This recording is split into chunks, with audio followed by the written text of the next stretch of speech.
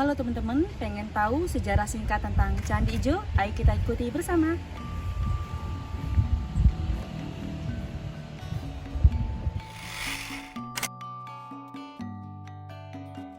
Candi Ijo adalah sebuah kompleks percandian bercorak Hindu-Buddha yang terletak di Dusun Ngengklong, Kelurahan Sambisari, Kecamatan Prambanan, Sleman, Daerah Istimewa Yogyakarta.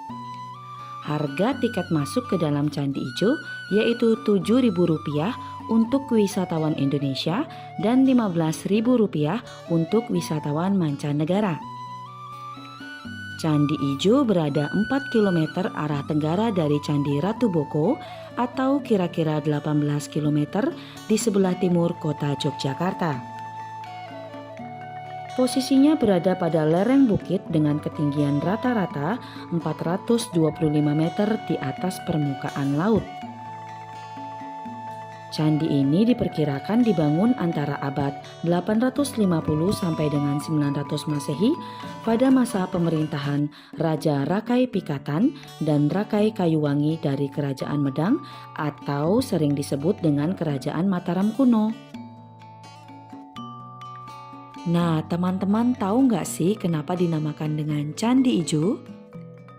Candi ini dinamakan Ijo karena berada di atas bukit yang disebut dengan Gumuk Ijo. Nama Candi Ijo juga diambil dari nama yang terdapat di dalam sejarah prasasti Poh yang berasal dari tahun 906 Masehi. Di dalam prasasti yang terdapat di kawasan wisata Candi Ijo ini, diceritakan ada masyarakat yang berasal dari desa Ijo yang kala itu menghadiri upacara keagamaan. Oleh sebab itu diberi nama dengan Candi Ijo.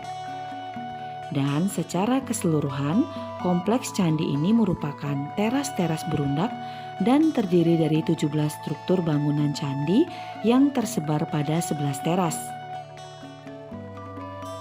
Dengan bagian terbawah di sisi barat dan bagian tertinggi berada pada sisi timur, yang merupakan kompleks perjanjian utama dan dianggap teras yang paling suci loh.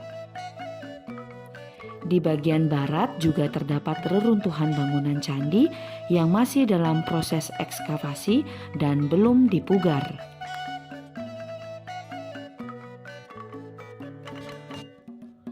Nah teman-teman, kita lanjut ke induk candi ya. Kompleks percandian utama terletak di bagian timur. Di bagian inilah terdapat candi induk yang telah dipugar, candi pengapit, dan candi perwara. Candi induk yang sudah selesai dipugar menghadap ke barat. Di hadapannya berjajar 3 candi yang lebih kecil ukurannya dan diduga dibangun untuk memuja Trimurti, Dewa Brahma, Dewa Wisnu, dan Dewa Siwa. Ketiga candi perwara ini menghadap ke arah candi utama, yaitu menghadap ke timur. Candi perwara atau candi pendamping dari Candi Ijo yang berada di sisi selatan, di dalamnya hanya terdapat yoni. Kemudian candi perwara yang berada di tengah, terdapat yoni dan arcanandi, kendaraan dari Dewa Siwa. Dan candi perwara yang berada di sisi utara hanya terdapat sumuran di tengah candi perwaranya. Selain itu, di teras paling atas kompleks Candi Ijo juga terdapat 8 buah lingga patok yang berada pada masing-masing arah mata angin.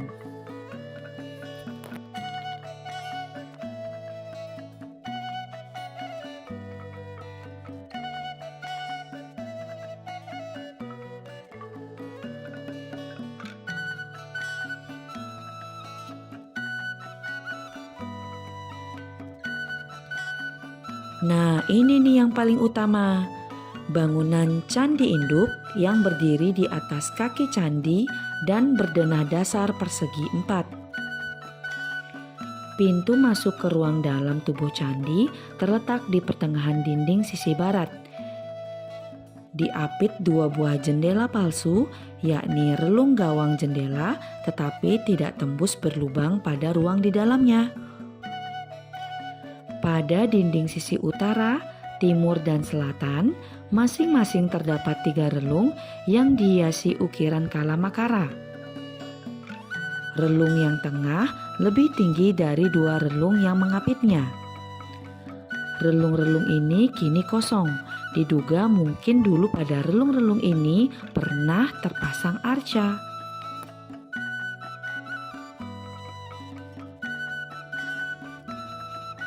Dalam tubuh candi induk ini terdapat sebuah ruangan. Bagian badan candi induk terdapat relung yang berisi arca Durga, Ganesha, dan Agastya. Namun, saat ini sudah dipindahkan ke Balai Pelestarian Cagar Budaya di Yogyakarta. Di tengah dinding bagian dalam sisi utara, timur, dan selatan, masing-masing terdapat sebuah relung. Setiap relung ini diapit oleh pahatan pada dinding yang menggambarkan sepasang apsara yang terkesan terbang menuju ke arah relung. Tepat di tengah ruangan terdapat lingga dan yoni. Penyatuan lingga dan yoni melambangkan kesatuan antara Siwa dan Parwati. Nah teman-teman, dalam penggalian yang dilakukan di sumuran Candi Induk, ditemukan lembaran emas bertulis, cincin emas, batu merjan, dan sejenis biji-bijian. Lembaran emas bertulis tersebut berhasil dibaca oleh Y.G. de Kasparis yang berbunyi Pandu Rangga Basmaja. Pada salah satu prasasti yang ditemukan di atas dinding pintu masuk candi, terdapat tulisan Guyuan yang berhasil dibaca oleh Soekarto sebagai buyutan yang berarti pertapaan. Pada prasasti batu lainnya, terdapat 16 buah kalimat yang berupa mantra kutukan yang diulang-ulang dan berbunyi Om Sarwa Winasa Sarwa Winasa. Nah teman-teman, ada cerita menarik yang saya temukan di Candi Ijo. Di kompleks Candi Ijo ini juga ditemukan arca Narasimha dan sekarang tersimpan di kantor Balai Pelestarian Cagar Budaya Yogyakarta. Arca Narasimha merupakan arca yang sangat langka, bahkan satu-satunya jenis arca penjelmaan Dewa Wisnu yang ditemukan di Yogyakarta. Arca ini menggambarkan figur manusia berkepala singa atau Narasimha dalam posisi menghimpit dan membelah dada musuh.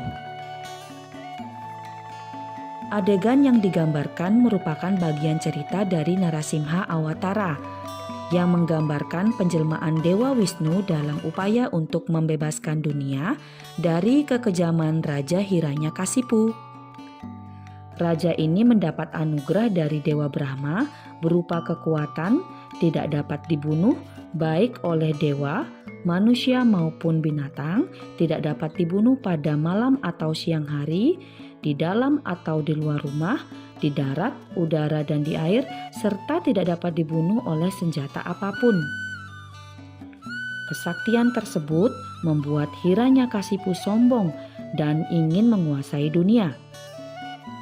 Akhirnya, Dewa Wisnu menjelma menjadi Narasimha Awatara dan berhasil membunuh Hiranyakasipu pada sore hari di ambang pintu, dan dengan menggunakan kuku tajam Narasimha dirobeknya dada Hiranyakasipu dalam pangkuan Narasimha.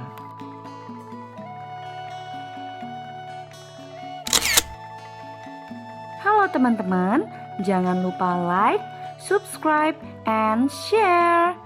Thank you.